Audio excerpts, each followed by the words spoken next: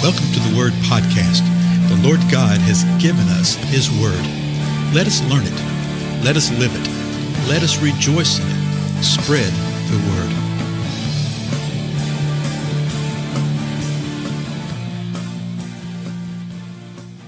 Blessings, everybody. This is Dale. Thank you so much for joining with me today. I'm actually broadcasting from a strange location that I will not tell you. So the last few episodes, they may sound a little inconsistent, a little different from here and there, but the cool thing is we can be together no matter where we are, correct?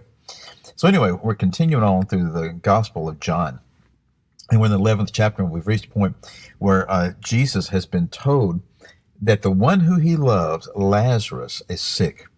Well, Jesus knew apparently immediately what was going on. And you go look at the previous episodes to see what all was happening to that.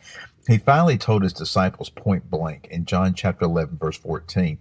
He says, Lazarus is dead. He had mentioned to them that he was asleep. And they said, well, if he's asleep, he'll be okay. Because you know how it is. You get sick, you fall asleep, sleep a couple of days, you wake up, you feel better. And he says, no. Lazarus is dead. And then he said this in verse 15. And I'm glad for your sakes that I was not there, so that you may believe, but let us go to him. So now he's saying some weird things, and the disciples are going, what in the world? He's telling them point blank, Lazarus is dead. And I'm glad we weren't there. I'm glad I wasn't there to where you may believe. So let's go to him. And they're thinking, what, we're going to a dead body? Well, Thomas sort of gives some insight into their confusion, because verse 16, Thomas says, to his other disciples, and they said, well, let's go. We might as well go with him. Let's go die with him. They're just anticipating going back to Judah, where the religious rulers were seeking to arrest Jesus and to kill him. He says, well, let's just go back. We'll do that. So we're at verse 17. So when Jesus came, he found that he'd already been in the tomb 4 days. So Lazarus had been dead 4 days. Remember, the initial thing that Jesus had received was that he was sick. Well, you have timing elements involved with this thing. We're not sure how long it took for the message to get to Jesus, for instance, where he was, that type of thing. But we do know that Jesus waited a couple days. And so the idea is that the messenger was sent to find Jesus. Lazarus probably died shortly thereafter. Let's say it takes the messenger a day to get there. Jesus receives the message.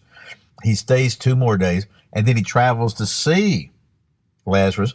But it takes a day to get there, so it's been 4 days, and he's been in the tomb 4 days. Verse 18.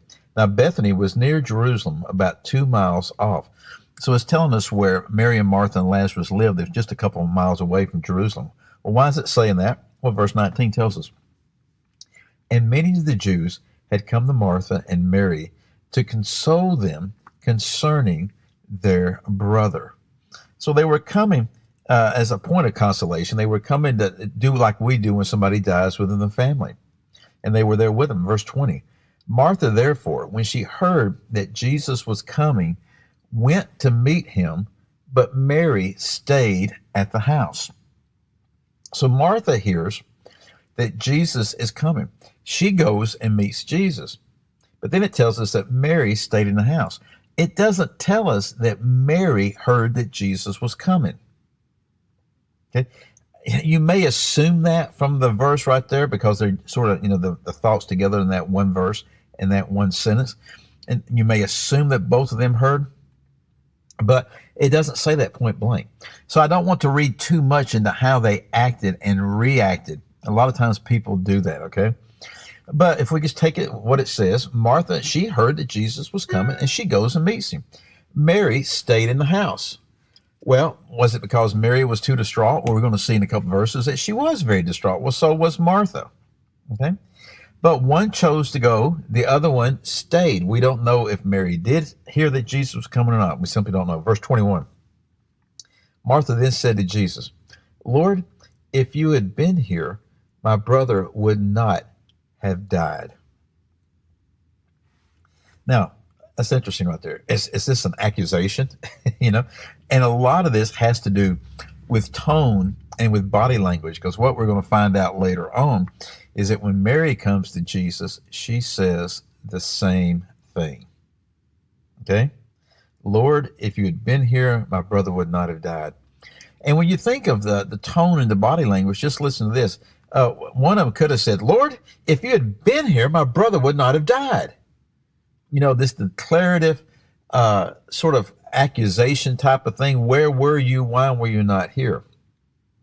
Or another one might have said, Lord, if you'd been here, my brother would not have died. That of a broken heart, that of an awareness.